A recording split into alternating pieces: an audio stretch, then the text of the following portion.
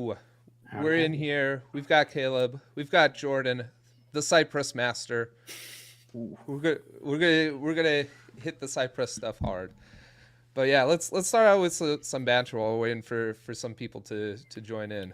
So For sure. Jordan's been clowning on my leg press lately. He's telling me 1,000 pounds is nothing. Oh yeah, He's like he does that with lightweight. one leg.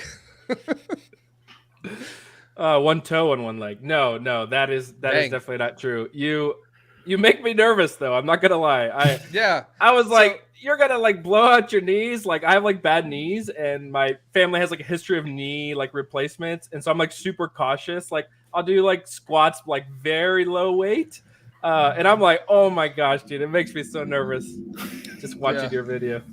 I think Well, no pain, no gain. You know what I'm That's saying? true. I think Zach, you're supposed to leg press the entire NX team. I think next time we're all That's on what site, Alton right? has challenged me Yeah, to. Yes. So NX is kind of like the leg press of like just your architecture, right? It the does all the heavy tool of lifting. Yeah. all the heavy yeah, lifting. exactly. That's right. Here, let me see if I can throw it up here real quick, so so everyone knows what we're going on about. There we go. That's that's actually a little less than 1,000 pounds. That's 9 plates per side. So apparently this is bad, which I was not aware of. The locking of the Oh knees. yeah. Ooh. So yeah. Sorry to throw everyone off like that. This is But exactly why testing is important, guys. Like, because, you could write a test that says don't do this, and then, you wouldn't ship that to production, right? And then yeah, Zach shows up. describe knees. It leg It presses. blows them out. Yeah. Yeah, exactly. Gone. Apparently, yeah. So I was really grateful actually for people pointing that out because I was not aware of any of that. So now my whole YouTube algorithm is messed up because now I get a bunch of buff dudes on my homepage because they think I'm really into leg pressing, which I am. Not I don't think about it when I'm not doing it, but it was nice to check out the correct form and all that. Yeah. But all right, I'm that's glad I that's made a, your feed now, Zach. So yeah. That's enough. That's enough about the leg press. I know. There's a big overlap there, but let's Extremely. let's focus it on the side press. So let's maybe let me throw this up on screen. Yeah. I think this is kind of like what we had talked about in terms of what we want to follow for the stream today, which we'll start out. We've got a workspace. I'll show that off in just a little bit here. We have sort of a side quest to this would be showing off Cypress for API testing. Jordan sent us over a cool package we can take a look at. Maybe I think we'll probably just look at that. Maybe we'll see if we can add it in. But it sounds like there's some cool stuff with this where it's like, well, Jordan, why don't you talk about it real quick? What does it look like? yeah. So like, the idea is like, I'm a big believer in like the less tools you have to do, like manage and maintain, like the better. Like the less things I have to keep in my brain, the better, for everyone. Yeah. And so like if you're already like using Cypress, you're already using it to end-to-end test. That's why it's like I love that component test like slides right in. It's the same API. You don't have to do that. And the same thing now with API testing in Cypress is that basically it's like the same API, but you get like you get the like visual representation of like of it's kind of like Postman like inside of Cypress, so it's pretty cool. I also love visual testing. I think it's like I don't know. It's always I worked for a company one time that had like all these QA people that manually did things, and like until like they didn't trust like a green dot in a terminal very much, like. But if I could show them like in a browser, like, look, it's doing exactly what you're doing over and over and over again. It's just way faster. It was like a sense of like, oh yeah, like I can trust that a little bit better. So yeah, I always sort of slant towards visual testing as much as you can. So. Yeah, makes sense. Well, yeah, looking forward to checking some of that out, and then, well, so hopefully as part of this main part, we'll add some end-to-end tests for our little workspace here, And then we'll look at segmenting into Cypress feature end-to-end tests. So this is what Caleb's been working on this past iteration. And has Jordan been helping you with that too, Caleb? We've like riffed on it a little bit, just kind of like, throwing ideas back and forth, just making sure things make sense and from like an ergonomic and from like a developer perspective. So yeah, it's been very helpful. I am very excited about this feature though, because this is something that I've been asked a lot. I know you've been asked a lot, Caleb, but just the fact of like, testing is painful. Like, so the less like tests we have to write and the less tests that we have to run that are not valuable, the better, right? So This is what makes NX great. So the fact that we can now do this as, not that you couldn't do this before, but the fact that it's just like right there for you to take advantage of out of the box is awesome. Yeah, and there's a lot of improvements that came along with it that for around like not just this idea, but to like make this feature even more useful within NX, and we can talk about them a little bit more down the road. But things are like being able to run Cypress in parallel, and like with NX, and being able to automatically configure like file servers for like your front end apps. So like you're not spinning up like Webpack over and over and over again and waiting for that. It's a lot faster, and leveraging that NX cache as well are two other like really nice subtle features that come along with this. Cool. Yeah, I'm looking forward to it. Caleb, I've shown you like mind childs I've had for just different ways you can break up the E2E stick, right? In sort of like CI. So this actually looks like a really cool way that you could build that in. Yeah. But yeah, like last thing up is we wanted to look at Cypress component testing, which I actually know very little about. So I'm looking forward to this one in particular, Jordan. Like particularly, well, we'll get. This is my baby. Get into it. Yeah, but like, should these only be done for what's the right word for them? Like, is it UI components, like things that are completely pure components, I guess, or can we have the network? Yeah. So put in there in general, like the answer is like it depends, right? Like, I actually feel like the more I've like embraced component testing, the more I've realized that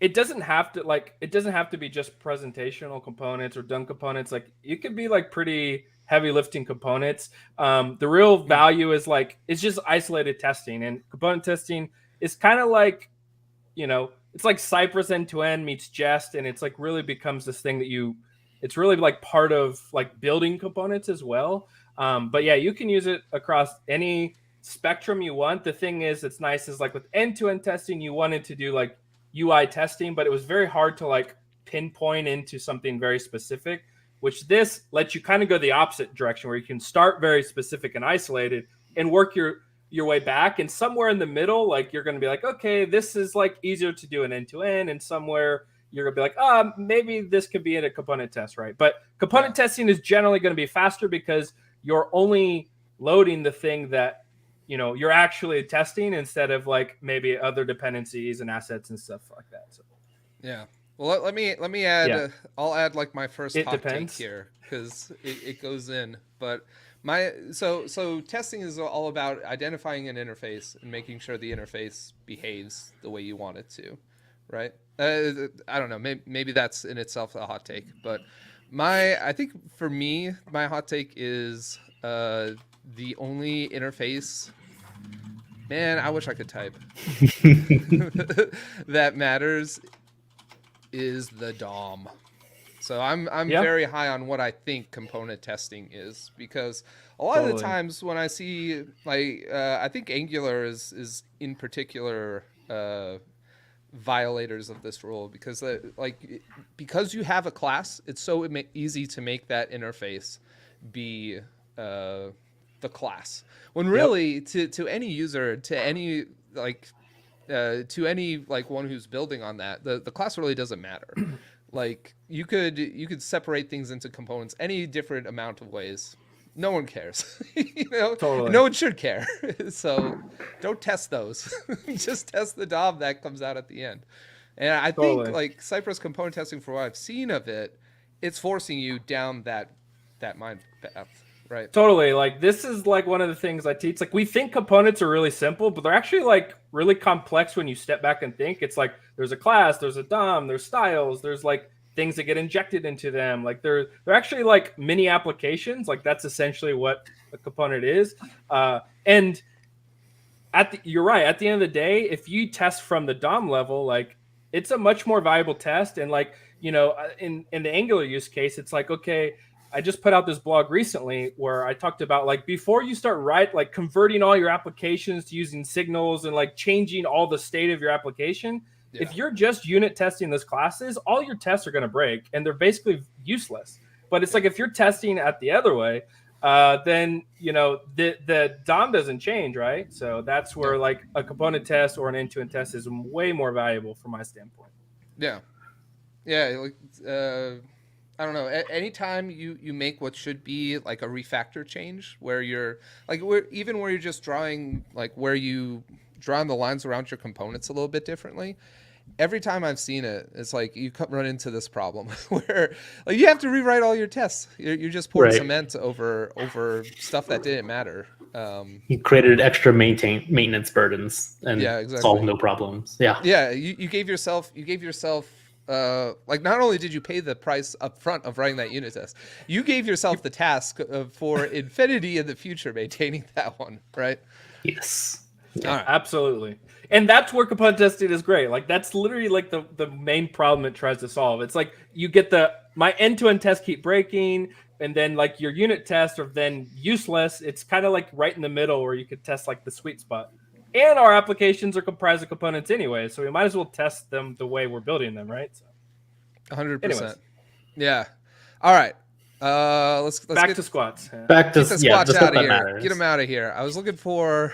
What was I looking for? I was looking for the NX graph. Let's see, because I want to let's move into now like the actually getting into the code. Let's get down to business and cook some code, as Walter White would say. So yeah, well, here we've got, this is kind of the is there a delay here? Looks like it. Oh, hang on. I'm looking at the wrong screen.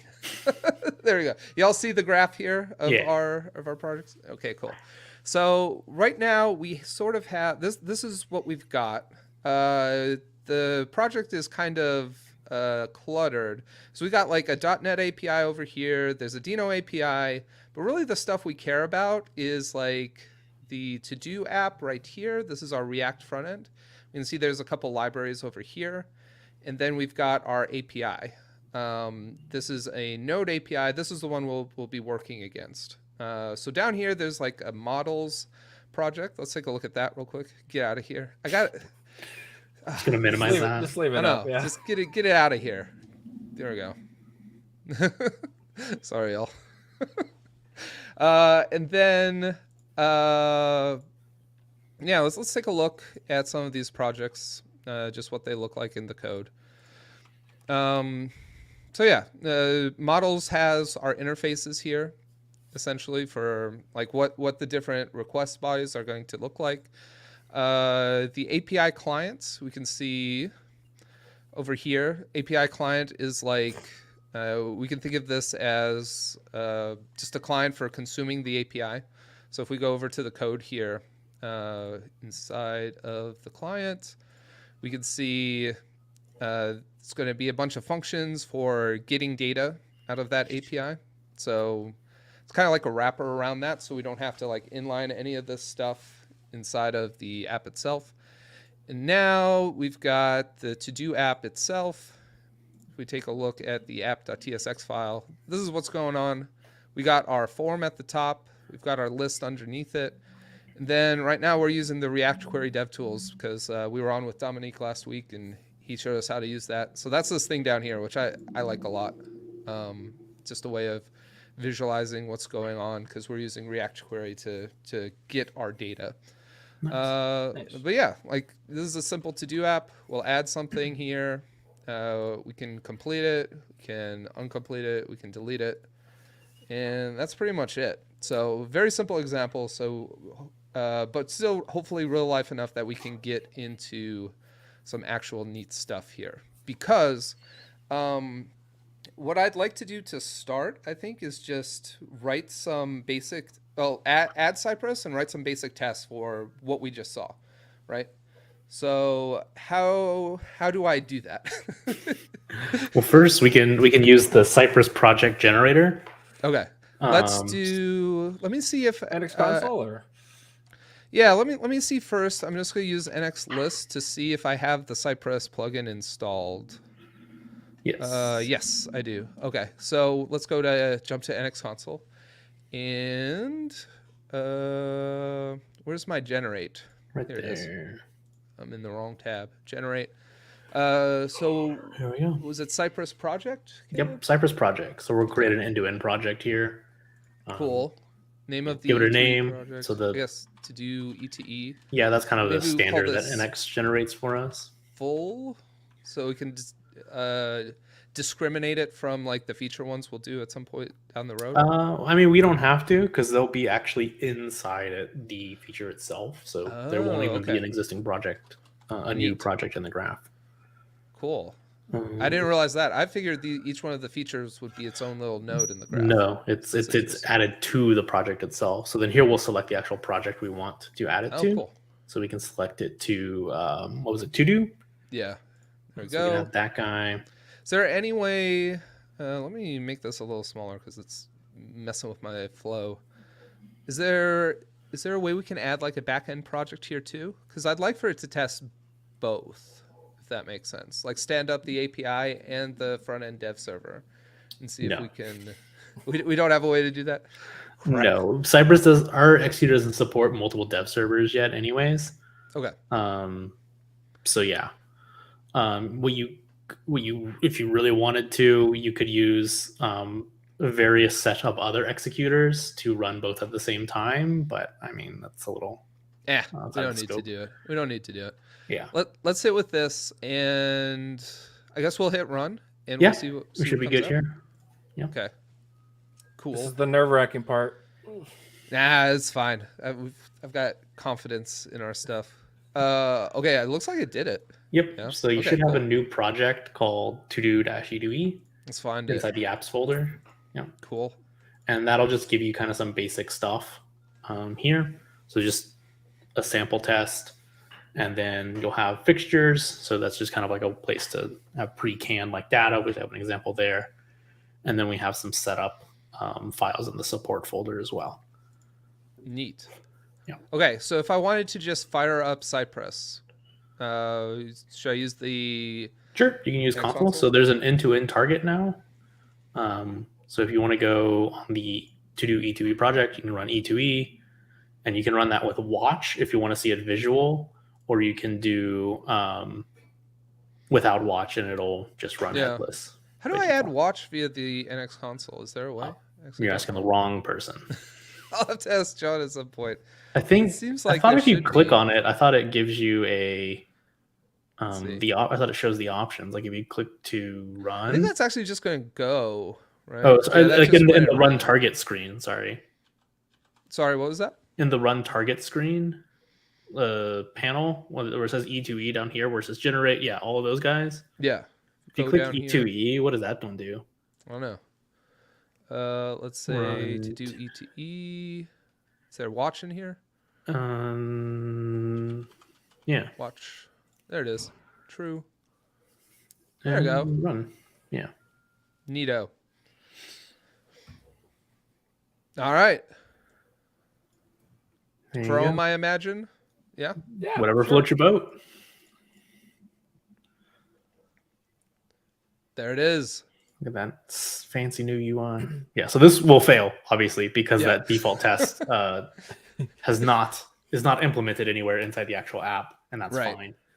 I want to call out one thing already, and I don't know if I think you're noticing it right there. Is Yeah. what port you're running on is 4201, which is because 4200's taken. Right. So So before, Cypress used to explode. Well, not Cypress itself. The Narwhal Cypress executor would say, "This thing's already running. right. Sorry." So we've actually fixed this so where it will auto scale the ports to the next available one. Gotcha. And there's there's two ways we actually handle this. Is you can pass in a port flag and specify the port you want, and we'll forward that to the underlying dev server. Oh, And so neat. like a lot of dev servers use port 0 as a magic number to select any available port. So this is what like Angular does this, like Vite does this, and so on and so forth. But if your dev server doesn't actually support that value, you can pass in a magic value called Cypress Auto, which then the executor itself will try to find the free port for you and then forward that port value to the underlying executor. So if I choose some crazy port like 777 like this, you're saying this will work? Mm-hmm. All right, let's try it. Oh wait, So I that'll didn't get watch. forwarded. There you go. Let's try it. Yeah.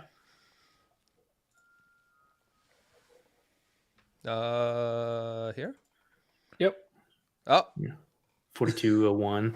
Is it? I think it's Did I do it wrong? because I don't know, maybe. probably. Probably not, because if we look at the top, it logs specifically what it's doing. Okay. So I think what's interesting there is, so it says that it's already in use, which is interesting. Yeah, 4200. Which is it correct. looks like it's almost like we didn't have the option. That's what it seems like. Yeah, right? it sounds like.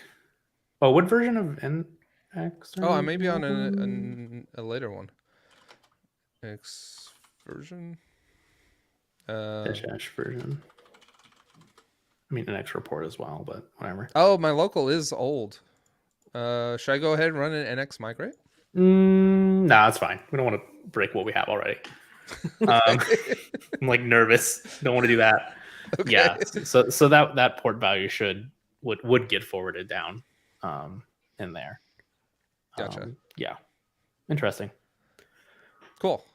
Well, I guess so. We've got this. Where'd it go? My windows are all. You got like screwed up. That's why I 17 keep showing windows. the leg press too by accident. But yeah. Oh, I guess it's because we're not watching anymore. But let's just go back to watching. Mm-hmm. So the reason, like we said, if we look at my other terminals, we've got like the localhost 4200 is taken up. So like you said, if in previous versions, this would just have died. Error out. Yeah. Yeah. So now we at least look for an open port before we fail out. But I'm guessing because the way our client is set up, it's all kind of hard coded to go to localhost 3000. And since this is still being served, I imagine things would work here inside of Cypress. Yeah, if it's hard coded to port 3000 or whatever port it is, it'll still work because it's still running. You're running the same app just twice. Yeah. Hey, yeah, you can see it's actually fetching. Welcome back. Yeah. Yeah, let's see. So if we just did like a test here. Yep, things are working. So, cool. Yeah, it would be cool to think about like how we could do stuff with a backend port here too, just so that like right now if I add something on this other window, like and we refresh. Yeah, it's right there. Just right like that. Yeah. Yeah. So that could potentially throw off a test, right? If we're not refreshing the server in between each one of these. So yes, well, I mean, that's what happens when you run on the same port. Like you can't exactly. you can't not have that happen. Yeah. But yeah, if we could have done the backend server where we passed it a port as well, and we were like, okay, do this one. There's a large amount of pain getting the multi-dev support work. I had it like working in like a proof of concept, but it's edge case city basically. Right. This multi-dev server support inside of another executor. It's very weird. Like just like the things I've seen, but yeah. All right. Well, enough about this. Shall we write some tests? Let's do it. All right. So this is kind of the basic piece. You can just delete it. Yeah. Let's get rid of here. It probably should still visit, but here let's just say it should add a to-do. Yeah. Sure. And so is this where we can I think it's because these aren't maximums. Let's see. Does that put it back where I wanted it? I think so. Kind of. Still got to scroll more than I would have liked. But here's where this like really cool tool comes into place, right? So I can use. I'm clicking on pieces of the DOM, and I think how do I grab this? There it is. Yeah, that- Copy to clipboard. So I'll want to do something here where we just like get the form, and then how do I do this, Jordan? I'm not familiar as much. Just anymore with do API. .type, Type. Okay. Type. and then Test whatever to do. you want to add. Cool. And you got to click a button or something to. Can we do enter? Yes. 1 second. It's like I think it's like type, and then you gotta.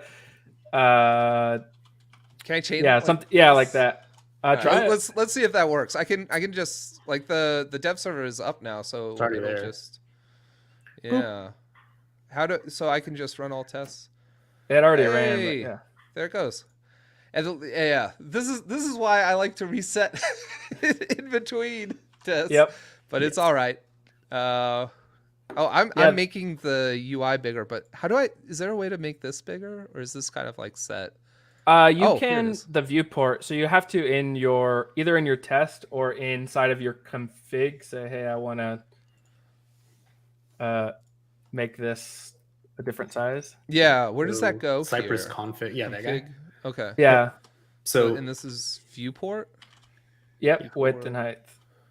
So. All right. So let's make this ridiculously large. well, that would make the UI smaller. Oh. Okay. Yeah. You So want to you go want- the other way.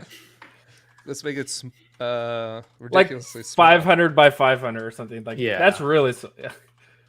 with 500. All right. Let's see. Do I have to restart for that to take No. effect? Oh no! Yeah. Look at that. You flip them the other way. Okay. 500 and 200. Sure. That's neat. I would have expected us to have to restart for that to work. But No. Cypress reloads when it sees its config changes. very neat. I like Very it. handy. I like it a lot. All right. Just so wildly complex to have to do, by the way. But yeah, we got. I can imagine so. yeah. It Props to y'all, Jordan. That's cool. All right, so now I've got this button. I can always add my to-do, right? Just by Yes. running it. But I want to assert something. So I guess what I want to assert is like a list item exists that has some test. I guess, is this where I could just target something here? I wonder what it's going to give me if I target one of these. Nth child, get label. I guess we could get any label and assert its text is test to do. Does that make that's sense? something you could do. You could do that. You could check the length. You could do, kind of whatever. It depends. So this is like kind of like a small gotcha if you're not careful, which is like test isolation. As we're running into is like, because we're running against a stateful backend. Yeah. So like you could do various things to make it not stateful, or you could, the way you assert cannot depend on existing state as well. It just kind of depends on how you want to test. Yeah. I think like the way I would do this normally, and I know it's going to be a pain to do this, so I'm not going to try to do this on stream, but I think the way I would do this normally would be try to like in the before each for the test is actually to like restart the server itself. Instead of restarting it, you could just clear the state of the server. Well, I think that's where I'd like to go with what we do here is just, so I just went through and deleted the things off the list. I think we might as well just try to put it back into its original state at the end of the test just by clicking the delete button. And that'll get us back to it. Does that make sense? Or? You can. Jordan can talk about this. Yeah. So Jordan's I chomping think at the bit. Yeah. Sorry.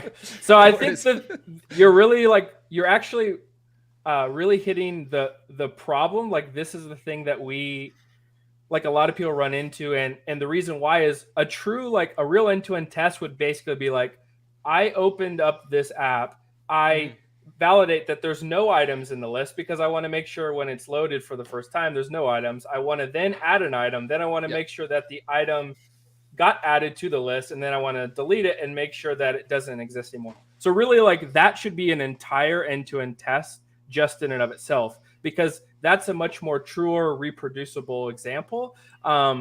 And obviously, like you're right, before each, I would recommend if you're using an API or something, like if you had some sort of endpoint that resets the state or the cache or something like that would be a great way to handle that. But what you're talking about with like is a really good use case for component testing, because you're really just thinking like one step at a time. Like I want to make sure this one step works, where an end-to-end test is more valuable in this case because you want to test all of them in coordination with each other. Okay. Yeah. That makes sense. Well, let's, I guess since this is like the end-to-end test part, let's go through that, because we already got the first step where we're adding the thing. We need to assert that it's there. I think we might as well go ahead and try toggling it and checking the check state, I guess, and then deleting it and then making sure everything's gone, right? So let's maybe let's just stub that out. The only gotcha here is like in watch mode, it'll keep refreshing, so you'll get like a potential weird state here, but like that's because you're just in watch mode. Right. So we'll assert the item added, and then a set. I'm so sorry, Al. But I'm getting better at my typing, but every time I go on stream, it's like a automatic 30% typing debuff. But it is what it is. So we'll assert the items added, then we'll toggle the item, and then we'll assert item completed. Sure. Then let's just go to delete item, and then assert, I guess, list empty at this point. And that would actually be something you want to do at the very beginning too. Oh yeah, good point. Is there, okay, so we've kind of got these things stubbed out, and we see already like this is going to be used twice. Can I do these as functions, Jordan? Is that a thing? You can. It's just JavaScript. Okay. I would say, like in this case, I would say the only caveat is anytime you're adding abstractions in your test, be careful, because I don't want to write tests for my test, right? Yeah. But something like this where you're just duplicating something, you can do this. If it's my sort of the thing I recommend is if you're doing something inside of the same like file like this, you could just create a function.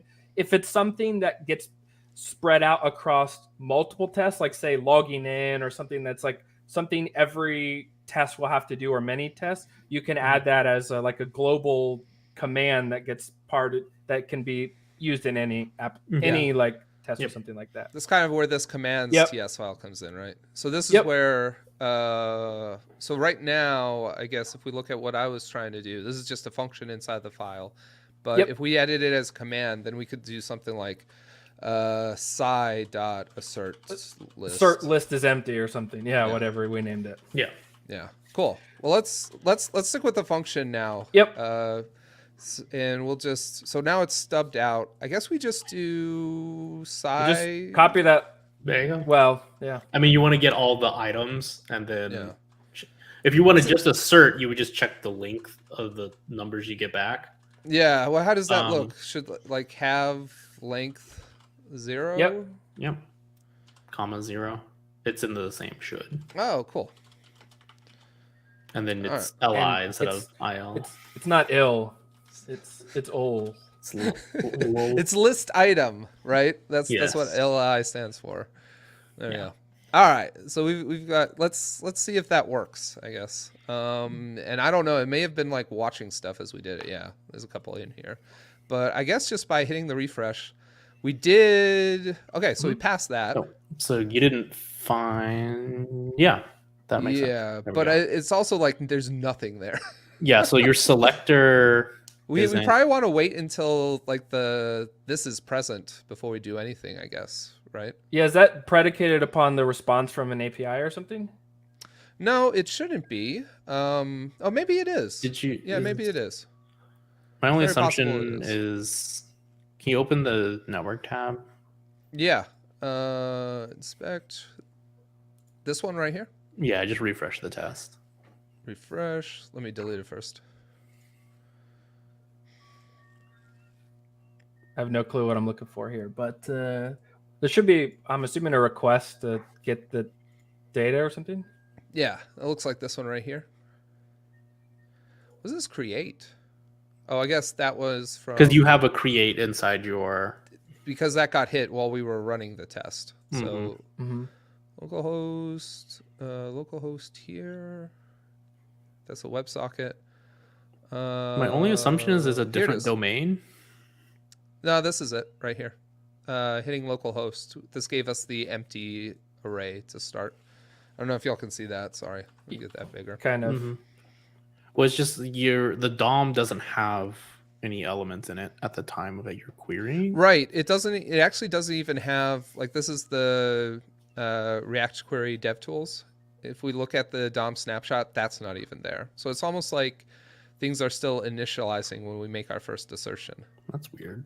One thing you can do is if you go back to your code, right before this line, you can hit side.pause or type side.pause, and it will actually like pause right here and invoke that. Yep. And then go back to your test. Let's close some of these windows. Yeah.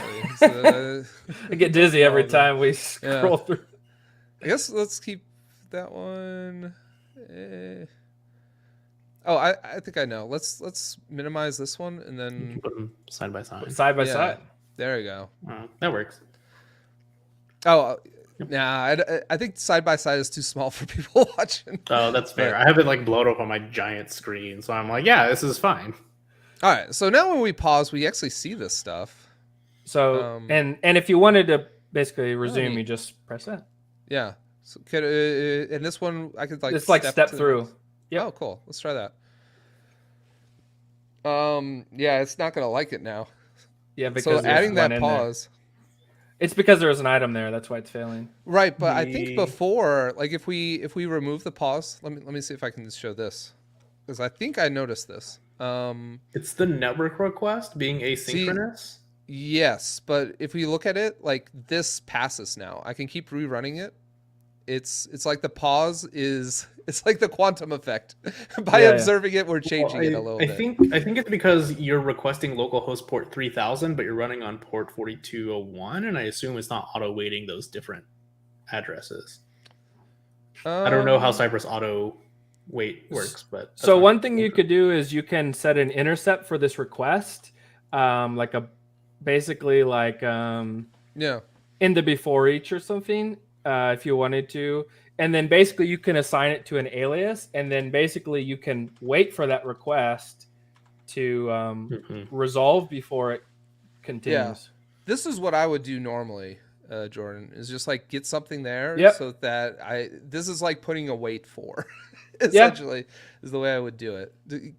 Is that kosher? Can we try that? Yeah, that's valid. So now we should fail.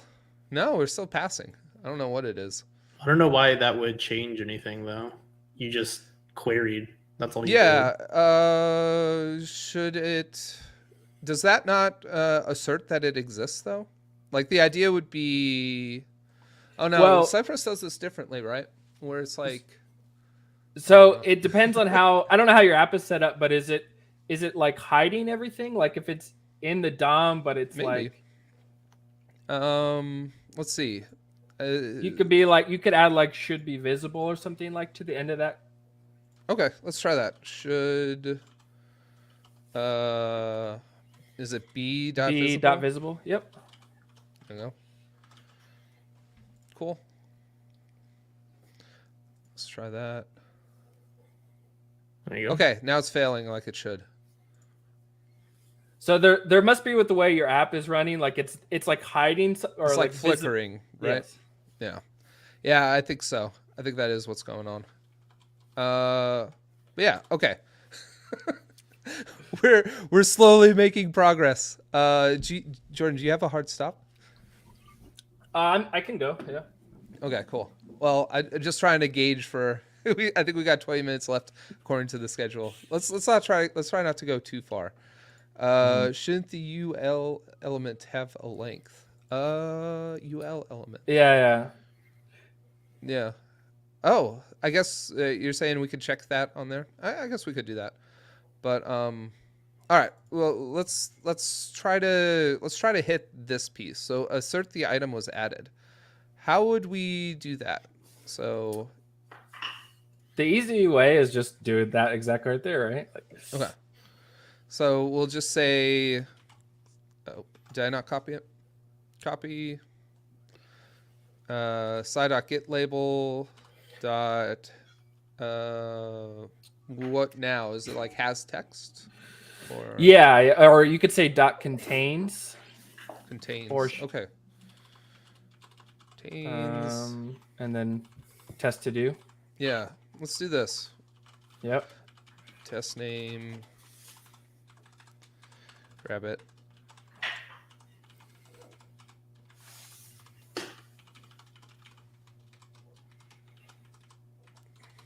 Yeah, does that make sense? Yep. And this is going to be an assertion here too, right? Mhm. Yeah, so that's the thing. That's the one thing with Cypress is basically everything you do is an assertion, because if it can't get something in the DOM, essentially your test fails, right? So pretty much every interaction is some level of assertion. Gotcha. Cool. So this at this point we can hit refresh. We got it. Oh. So I feel like we keep running into the same problem. Is that yeah, see that time it worked when it shouldn't have, because the assert list empty has come up. It was working, it looks like. It's almost What's like, your actual app component? Like, what is your actual app doing? yeah, let's look at the That's weird. I've to-do never list. seen that behavior with Cypress ever in my entire life. Yeah. Yeah. The to-do list is here. So we're using React query to get our to-dos, and then once we have the data here, so we're checking for as we're loading, we'll show a loading status there. So we actually don't see that, I think, when we're looking at any of the snapshots. But then once we have the data, we map that into the items. Each one of these items, I believe, is an LI inside of its render here. Right? So, yeah, I'm not sure. Yeah. Should you grab the actual list and not the items itself? And just check its children? Yeah. So how would we do that? So So instead of querying for the list item, mhm, you would query for the UL. UL. and then you could do like its length or something, or you may be able to do that right there. Should have length. Should have length. I don't know Is if it that should would have that length. work for its number of children? No, because you're going to return an array of elements if it's multiple elements. So it would be there's a children item. There's something, or you should be able to do like dot find or whatever. Or what was it? Sorry, Jordan. You can do dot its. So basically, like you could, like that's if you want to get the a specific like list item, right? Mm-hmm. Like you could like do the it and then do 0, and it's going to say the very first item, like the first list item in the list or something like that. Technically, if we don't have any items, there's no UL anyway, so we should just be saying the UL should not exist, right? I think if we look at my actual list, like the UL should be there as long as the query has come back. So even if the query comes back with an empty array, we should still see the UL. So I wonder if should we be doing that instead of like the pausing function I have up here is this. Should it may just be instead UL should be visible. The unordered list should be visible, because that will make sure we're at least through the we've got the list. The list is on the DOM. So I think that was working. Oh yeah. I think it was like a race condition, because I think that's it. I think it was just the UL versus LI. Yeah. Well, so because the LI won't have length, it will be a list of, if that makes sense. Well, so like the assertion's right now. If you go keep refreshing, go look at it. Mm-hmm. I think this will always fail. Yeah, because there's an item in there now. Yeah, if you delete the item, it will. If you delete the assertion. Yeah. Okay, let's try it. No, it's still failing because the UL is there. The UL is in the DOM, right? Let me see. Okay, do UL and then I think this should be LI. It's still, length. is what I'm saying. But this needed to change from what we had it before, which was the input up top here, because this had a different query that it was waiting for before it would appear. But the UL had a specific one. Let me see if that works. Expected UL to be visible. Well, now it's going to be. Okay, let's see. I think this should be. Can we just look at the actual DOM? Because I don't think something's. Sure. You want to? I don't You're think talking about things like are behaving. like yeah, this? like let me just straight up see the UL. Mhm. Not that I don't believe you, Zach, but I don't believe you. It's okay. I think this is so. This is the. I'm just very Cypress confused stuff. as to what React is doing right now. Yeah. How do I get? Yeah, so it's a no. That's right. You were there. You were there. Scroll Document. back down. So there's your root. Okay. So here's my actual app. Yeah. So if you delete the item. No, I mean like in just the delete UI, it. like the Oh, I actual see. UI. Yep. Yeah. UL is still there. Cool. So if we're waiting, so we're saying like this line is essentially Basically, saying, should have one. We should have a UL. yeah, wait for the query to resolve to get list items. That's what this is for, right? And then this is assert the list is empty, get all LIs. That should give us a length of 0. I think that's right. Let's see. So if I refresh it, this should fail. Yep. Okay. Whew. We're making progress. Okay. There we go. So we've asserted assert the item is added. I think that's working, right? Mm-hmm. Now we need to toggle the item. This should be easy, right? It's just grabbing Checkbox. the checkbox. I guess we could do any checkbox, but oh, did I not copy it? Copy, paste. Is that And number here's click? unique? Yeah, it probably is. You would just want to grab the input where the type is. Yep. Yeah, let's do input. Yep. Is this right? Yep. Checkbox. And probably grab the first one. You could also do, I think, where value is the test name if we really want to get super specific, but whatever. Well, the way it's set up, right? Like we're already asserting it should be empty just a few lines ahead. So I think we're fine to just it's like grab a checkbox and click it. All right. And then I think here we would do the same thing, right? But we want to assert its value is should. Oh wait, it's how am I doing it right? How you could should be checked. That looks good. Yeah, sure. We'll see what happens. I can't remember if it's checked or if it's like has value something, but not important. Yeah. Well, let's keep going because I think we're almost Gotta there. delete it. Yeah, first. Yeah. Delete item, click, and then assert list is empty. Exactly. All right. So let's delete it. Oh, I think that worked. It was waiting. Yeah. It was doing the DOM wait. There you go. There you go. Ah, end-to-end test complete. We did it, y'all. Okay, so we made it all the way through. There's a couple things here. Number one, like the target that we have here, it is starting our web server, but it's not starting our backend server. So this wouldn't work. For example, if I open my terminal and we kill off this process specifically, we should see things start to fail because now it's just like it's loading, and once it errors out, it's going to give an error. But even before that, we just time out from the Cypress stuff. There's our error message, by the way. So there we go.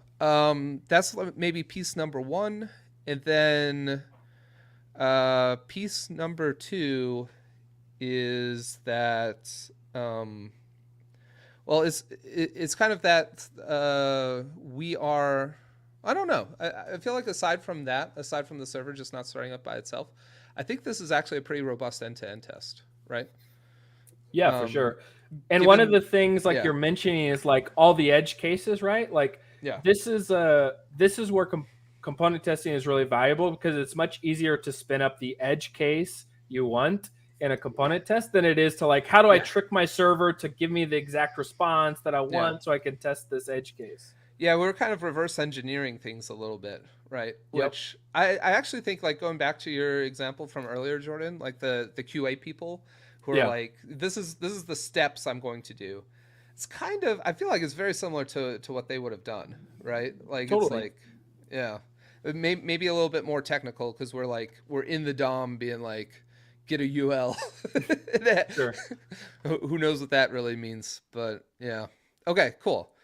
But there's ways in Cypress to mock out a server too. Like even if we didn't want to do a server, we could also have done something where we just instead mocked out what the network request would have looked like. Is that right? Yeah. And so a good example, like I always like to use for this is like, say you still wanted to do like an end-to-end test like this, but maybe the list of to-do items comes back, I don't know, with a value, right? And the value is whatever, like 100, but maybe the UI has some sort of like mask or some type of like pipe or manipulation that does something with that number. So it like formats it in a certain way or something like that. Yeah. And it's like, how do you then validate a certain use case where it's like, I want to make sure this specific response coming back does the specific behavior in the UI. Yeah. And that's where like I always text like was doing undefined, it should say like empty or something like that. Exactly. And so that's where I think doing a pure end-to-end test like we just wrote is really valuable as like a smoke test where like we went through the whole system one time.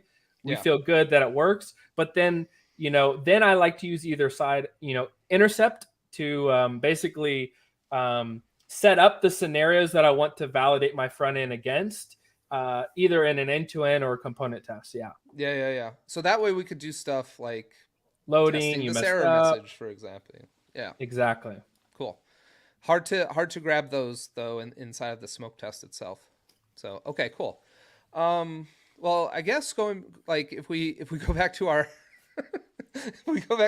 our main quest, I think maybe like we put aside the API testing for now because we're running out of time. Yeah. But how do we want to take a look at like segmenting this into a Cypress feature stuff? Sure. Yeah. Caleb, can you walk me through that? Yeah. So there's just another generator. You can kill whatever's running right now. What else do I have running? I don't even know. There's I think you have your graphs running, and then you also have Cypress running. Yeah. Cypress running. Okay. Kill them all. Cool. They're all gone. Whew, excuse me.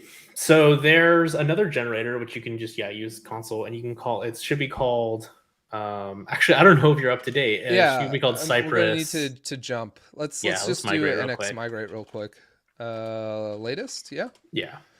I think it might have been in 5.8, but it might be 5.9. So or if it's let's just get the newest. It'll be fine. They were like really quick right after each other. So cool. So we've got all that stuff. Let's do yarn and yarn. Well, I guess we'll just do NX migrate, run migrations. Boom. Yeah, someone was asking about the migrate. Yeah. Okay, this is a really good question. So NX migrate latest. So NX migrate itself is how you would migrate your NX workspace to get all the latest dependencies. So latest there is just another option we added onto it. You could have specified a specific version here. We use latest as a way of specifying we want to go to the latest version, which for us is 15.9.2. I think we could have also given it next. Caleb, maybe fact check. Yes, you can give next. Basically, whatever the npm tags are for on the by default, it assumes the NX package itself, but you can pass basically any package name at version. and NX will go migrate. So even if it's not an NX package, it will still at least update your package JSON for you. So if you're not sure. Yeah. Yeah. So the way that would work, npm come over here and NX, right? How do you actually see tags? Because Just go to versions, and then okay, tags. there it goes. Yep. So we could have also done previous here. It would have not worked with previous because that would be trying to ask NX to down level because you're on 15.7, so it won't go backwards. Right. So we were on 15.7. We can't go backwards, but we could also have given it, like, for example, this. Yeah, right? You could have done like, so if you wanted to go to like beta 3 but not 4 for whatever reason, you could pass that specific version to NX and it'll also take that. Cool. So that's by doing that, NX is going to do two things. It's going to update your package JSON to get all the latest dependencies that match. And it's also going to generate, if applicable, migrations.json file. Did we get one? Yep. Oh, we did get one. So we've got some migrations here. Got some hefty migrations in this one. Oh boy, this will be fun. So if you don't have a migrations JSON file, you're all set. You just have to run like a yarn or whatever package manager you're using. You'll get all the latest dependencies. But if you have a migrations file, we're also going to run, which I guess we did. You did. You did now. Yeah. Well, you can run nx migrate -- run migrations, and that'll just step through each one of the migrations that we see here, which I actually noticed that Cypress has a really cool similar migration thing for its major versions, which has a nice UI and all that stuff, which would be cool if we could have to, but we're not there yet. So yeah, this one included the Jest changes, so touched a lot of files. Great. I'm not even using Jest. Just got added in. Just got absolutely everything changed. All right, but now because we've updated everything, we're on the latest version, so we should be able to see this generator. Yes, if you go back to the generate command, you should be able to see Cypress. Cypress into N configuration. I don't know if we need a refresh console or not. Yeah, we probably do. Let me hit a reload to reload the window, because I think updating our dependencies probably through NX console. Yeah, there it is. Yeah, E2E configuration right there. This one. Yep. Cool. So this one basically adds what we generated on that to do E2E, but on an existing project, basically. Okay.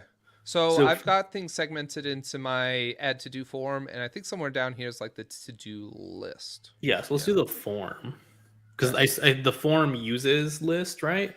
Or are they both isolated out? And we still want to use the same. They're completely isolated. Okay. Yeah, actually. So you still want to use basically the app serve target or dev server target that you were using before. Yeah. Because that's good, because it's still going to use the actual app spinning up itself. Gotcha. And then the directory name you want to put it in, that's inside the project root. Cypress is the default, so you can just leave that. That's fine. Okay. And then this port right here is if you want to go ahead and magically set it, you can. You don't have to. You can always manually specify it or leave it undefined to take whatever is on the dev server. It's whatever you want, but yeah. Let's just leave that empty, and just from using the console, we'll get like the dry run that'll preview what's going on. Oh yeah, the true SQN here saw the atomic commits. Yeah, that's a really nice option. I like to use that one when. So that's with NX migrate, but yeah, but yeah. So you can see we're basically getting what we already had. So you see that sci file, that examples, that commands, all in the Cypress config. All of that, but it's on the existing project. Right. So the idea is bringing these tests closer to where they're actually used instead of keeping them kind of at the top of your graph. If you remember back at the beginning where we showed the NX graph, it was that E2E project's at the above the to-do app itself. So that, excuse me, that basically prevents, what would happen is if you in your pipeline, you run like NX run of all the affected projects, for my change, and that ends up running more tests than you really technically need, because like your features for the most part are isolated out. This case, not so much, just because like it's a sample project, but like if you think back kind of in like a kind of traditional app where you have like a user profile and maybe like a cart and like some dashboard, right? Like maybe they talk a little bit, but they're basically isolated out features. Like when I'm on my user profile page, the shopping cart, it doesn't matter, right? But if you're testing all of those inside that same end-to-end app, you're going to run both of those tests each time, which is just a waste of compute, right? Yeah. So the idea is basically you pull those tests, those like what Jordan was talking about, like you have kind of maybe these more edge casey things with like using intercepts, you're doing all of that. So the tests are non-trivial. Mm-hmm. You pull that down lower so they're not running more than they should be, and you leave your smoke level test, like you're just like your big, happy, full end-to-end pass in the top folder in that to-do E2E. Mm-hmm. So like you're still like sanity checking things, still running a smoke test basically. Right. But your more heavy feature testing that might be more lengthy or require more setup, so it doesn't run as often. Right. It doesn't need to, because they're fully isolated out. So the idea would be that each one of, like, these are the two feature libraries we have right now. So the idea would be each one of these would have its own, would it be an E2E target? It would have its own E2E target on it. Yep. Gotcha. So that way, if we just touch the to-do list, for example, if we go up the chain to see what is affected, it should run its own end-to-end. It should flag this one as being affected, so it should run the smoke test. Right. But the end-to-end tests specific to the to-do form should not run. Right. So this way we can segment the amount of tests we run on the CI. Which, like, for this, to be clear, I don't think people should split things up this way. Like, in my mind, these things are tied together. Yeah. Yeah, they're tied together, first of all, and also I wouldn't have split them out from the app itself. Yeah, what we wrote today should stay at the top. This is purely for educational purposes and the idea of. So like if you're following the like traditional NX like recommended library format where you have these feature dash some library name, right? Those are typically full fat features that are almost like a full screen on your final probably app has its own page if you're talking like page, its own sub routing and all of that. So its own like mini app, right? So like that's the idea, is where you would put this. You should not full end-to-end test or full end-to-end test like every single project that in your like dependency graph. Right. That's where you would want to like component test things, right? Yeah. So like this is like a weird slot between E2E, like a micro optimization between like an NX project's E2E and like component testing inside of an NX like world. Yeah. So that's the idea here. And like what we're doing, because this affords you to now run these multiple E2E projects in parallel. Yeah. In CI. Before, you couldn't run them in parallel because Cypress would explode, saying the port's already taken, and you have to go manually change all these ports yourself, and it's just a lot of work.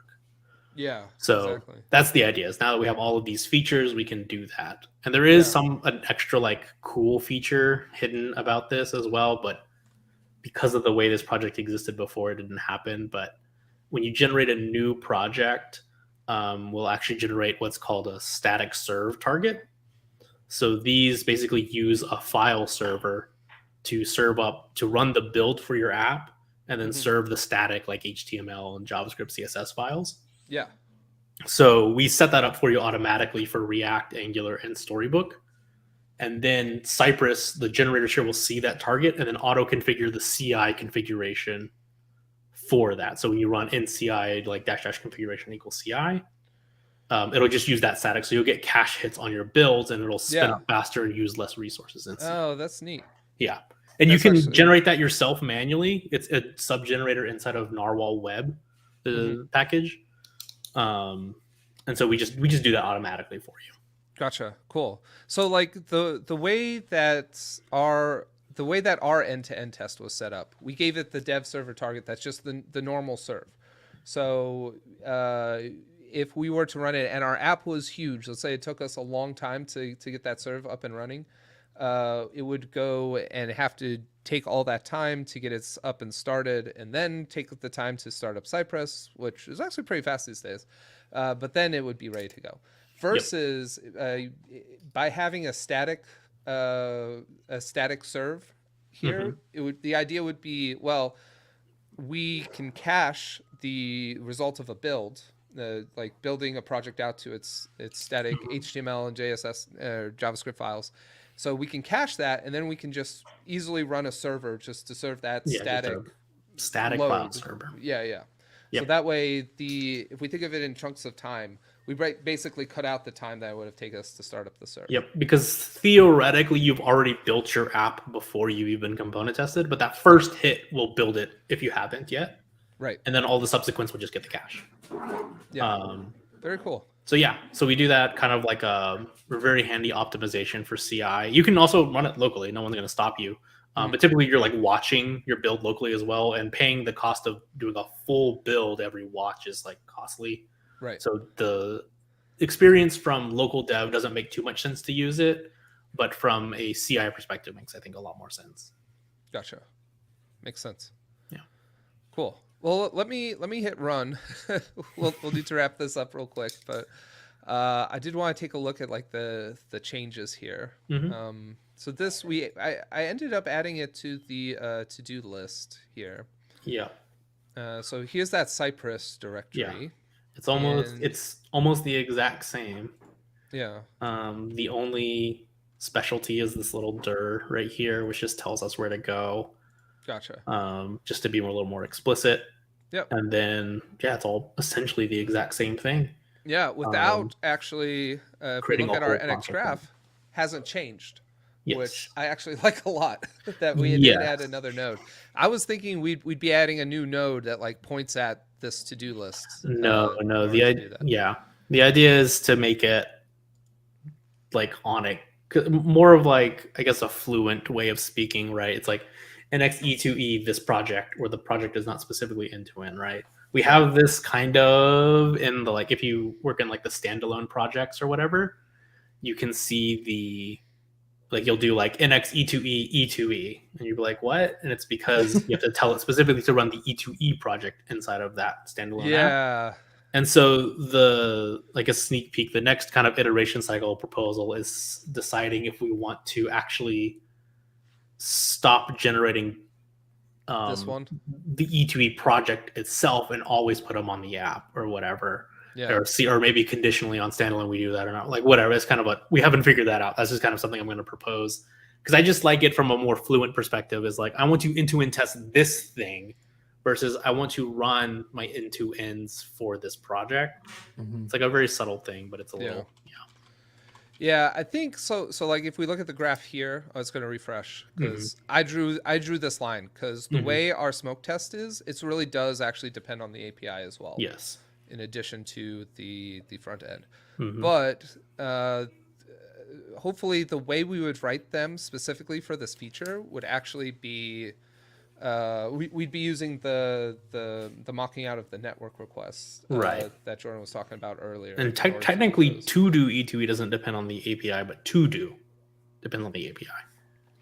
Oh. Is technically the more correct way, because the to do app, it cannot the way we've built it is that app cannot function without the actual API to give it data, right? Yeah, that makes sense. I guess technically there's like fallbacks, but like that would be, I think, a more explicit way. It also depends on your mental model and like how you see the graph. Do you see the graph as an exact expression of how things like resources used, or do you see it as a way to structure the way you want things to behave? I guess, right? So it's just kind of like a personal preference. Gotcha. But yeah basically the idea is this to do E2E, all those implicit lines would basically disappear, and you would see that. So it's kind of one of these things. You basically lean more on like the task graph now to see what's happening versus the project graph to know. So that's kind of like the idea we're tossing around on maybe the next steps to take this. But yeah. Very cool. All right. Well, that was half of what we wanted to get through. Yes. I think we probably should wrap it up here, though. We can run the component testing generator just for funds on the other project. Okay. Yeah, let's do that. Just to show it. Do it before we head out. What's so? So back to the generate UI. Yeah. So we'll generate, and this will be this is actually from Narwhal Reacted specifically, and it's going to be Cypress component configuration. Yeah, that last one.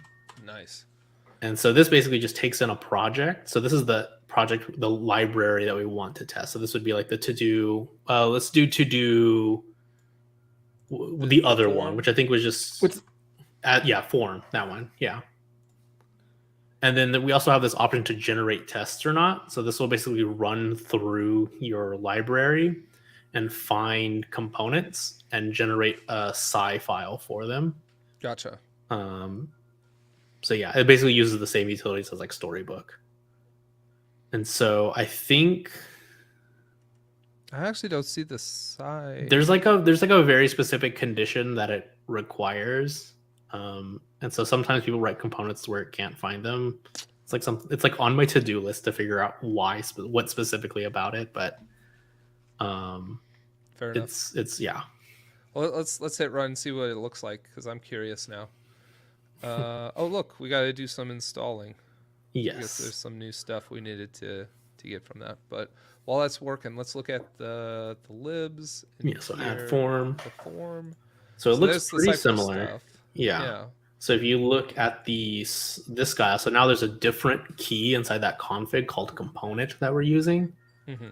And so that basically, it's just a handy utility function to just pre-populate a bunch of stuff for you. And then here we actually use a Vite file preprocessor. Jordan's got fans in the chat here. Oh, man. Of course. Calm down, Danny. And so here we actually opted to use the Vite preprocessor because we see that the project was already using Vite. Gotcha. And so that just is like, so it's like you don't have to install Webpack if you don't want to, basically. So it saw this line essentially. No, it's all the Vite config.ts file, I think. Oh, maybe. I can't remember actually that logic. It's been a spell. Okay. But I'm pretty sure it just looks at some the way Vite config. it identifies. Okay, this. Yeah. This I think you're right. I project think was it sees the build config and sees that it has Vite in there. I think you're right. The executor. Yeah, and so we just go ahead and opt for that because that seems to be the direction you want in that library.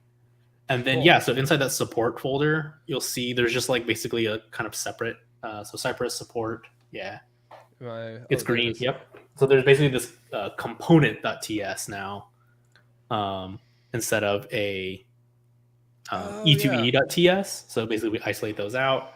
Makes and sense. then inside of commands.ts, you'll see there's this mount command we add for you. And this basically tells... This is where we use sci.mount. Yeah. Yep. So now you have the ability to run sci.mount. And if you go to your source directory, we can just make a test real quick. Yeah. And this guy... New file here. New file. Yeah, new file. And what's the nomenclature here? Just the same name and then .sci.tsx at the end. Sci.tsx like this? Mm-hmm. Yeah. Yep. And the cool thing with this is like these tests are co-located next to the component versus like in a Cypress directory, somewhere. Yep. Cool. So then in here you would just do like it and like say like renders or something. Yeah. Like it's the default test we'll use. And then you'll have, like Jordan was saying, that sci mount function now. Or what? To crypto. Mount. And then you just pass your JSX, yeah. Yep. And you have to import that. And whatever props you need, I don't know. Yeah, what you might have to restart ESLint for all I know. Oh, okay. She's picky. Yes. I don't think that's ESLint. I feel like this would be TypeScript. No, it should be ESLint because it's a special. So that that says TypeScript, Caleb, doesn't it? Oh, where's your? So that's tsconfig.sci.json.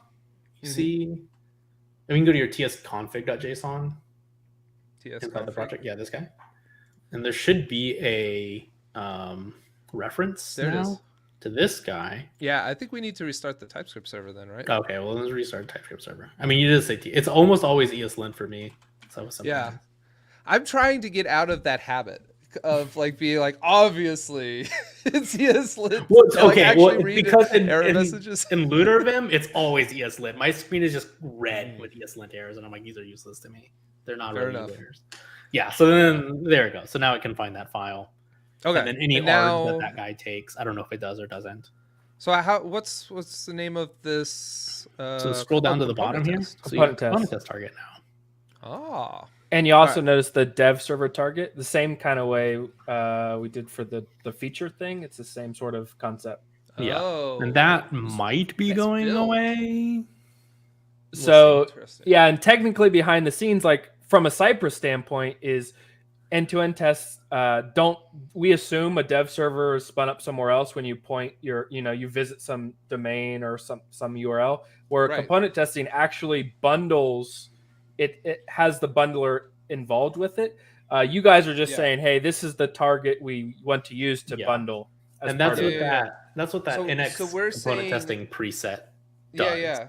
I guess so. Like Cypress end-to-end mode, it's like send me a URL. Point me almost. somewhere. Yeah. Yeah. Versus We don't care this where. is like just import it. Like I don't actually need a dev server running. Exactly. Even, right? Mm-hmm. Cool. So it's much more efficient, a little faster, that sort of thing. Yeah. So if you just want to run the target, you can see kind of the little differences. Do I need to do it in watch mode? If you want to see that visually, yeah. You don't let's have to do that. Let's do. I crossed my fingers I didn't break this preset recently. What There's been a lot of churn in there, and I'm like, I've tested it a lot, but man, there's a lot of edge cases. It always makes you nervous. A little bit. Oh. There you go. Good, it didn't throw an error. Yep, so just open that guy up. Oh, dang. Doesn't like it. Originated. Dynamically imported module. That's a new one. What's going on, Caleb? I don't It's know, dead. Is it build somewhere else or like? Oh, that's the wrong build command. Can you point that is to it? the app? The extra app, yeah. That's a me problem, not a you problem. So to-do.build : instead of form. It should not use its own build target. Oh, okay. I mean, it can, and you have to restart. Yeah. This one doesn't get fancy Cypress auto loading. Yeah, we're not Cypress. We don't get the. Okay. You don't. You get the free on. That's weird that doesn't give a more feel like specific error. The build should have worked. Well, so it's it not was a actually. buildable library. It's a lot of hand wave magic. I'm going to be honest. Mhm. It's not actually building your app. It's dynamically creating a. Actually, no. Right here is dynamically creating a Vite config Mhm. for Cypress. No, it's not. It should just be handing the Vite config to Cypress. So there might be something extra that needs to happen here. That's interesting. I've never seen that before. Well, that's why we do this. That's why we to do it. trip you up, Caleb. Every time I think I finally found all the edge cases, I come across another one. So cool. Yeah, if you open the Vite config.ts file, Vite config. it's just right there on the Am bottom. I missing it? There it is. I don't know if there's anything wild happening in here that's not standard, but I don't think so. I think this was all just run via the. What's I just ran the DTS? generator earlier. DTS. I don't know. From the Vite plugin DTS. huh? Entry root source. Because it's trying to load in the Cypress file inside of some build for whatever reason, and I don't know why. I've never seen that before. That's the only plugin that looks new to me. So, can you comment it out? We're gonna debug this live. Sure. Like that? Yeah, and then restart. Yeah. See, this is why we need to add the live refresh on config change. All right, fingers crossed. No. Okay, well, send me the repo. I'll fix this. Will do. That's All weird. All right.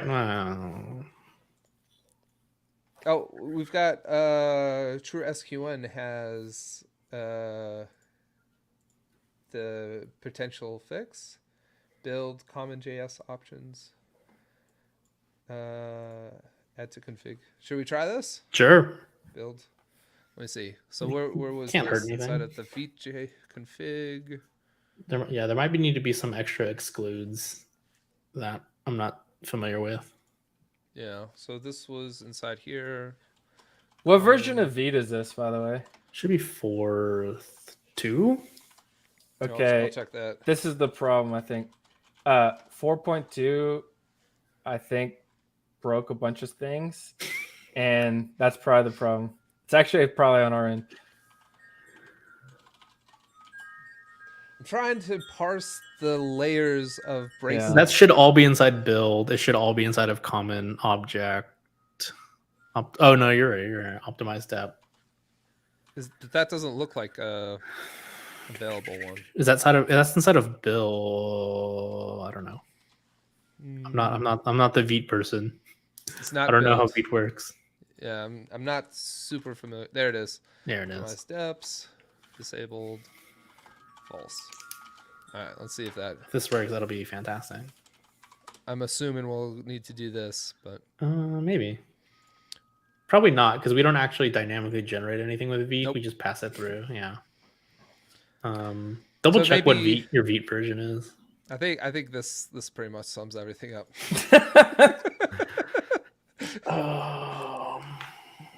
It's all right. We hit the main pieces of this. Like Hit the main. I should have stopped before we ran it. Yeah. Well, we hit there just barely the component testing with the side out mount.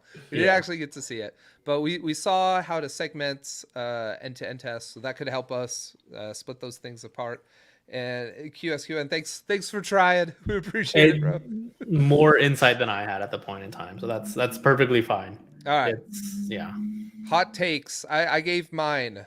Jordan, do you have any you want to add before we step off? This will be our closing segment. Oh my goodness, you're It's hot take putting me on time. the spot. Sheesh.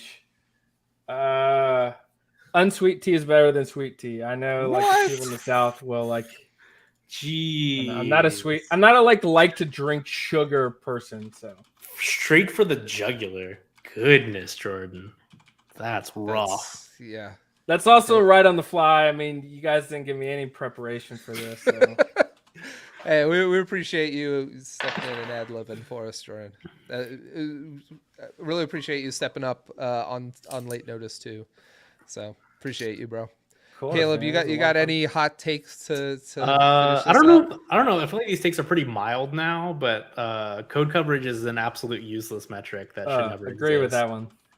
And people always, I usually say people test too much, but it's not specifically too much. It's they test the wrong things, which makes them test too much. Yep. Like we were talking Yeah, in the it comes beginning, back like you're to just this. creating extra maintenance Exactly. for no reason. Yep. All right. Well, gentlemen, it was a pleasure. Again, Jordan, thanks so much for jumping in short notice. Of course. Like this. Anytime. Appreciate Love it. you guys. Love NX. So anytime. We love y'all too, Cypress, and everything y'all got going on. Caleb, thanks so much for jumping in as well. Happy to help. Yeah. And yeah, we'll end it there. Thanks everyone for joining. Have a Catch good y'all one. next time. See you guys.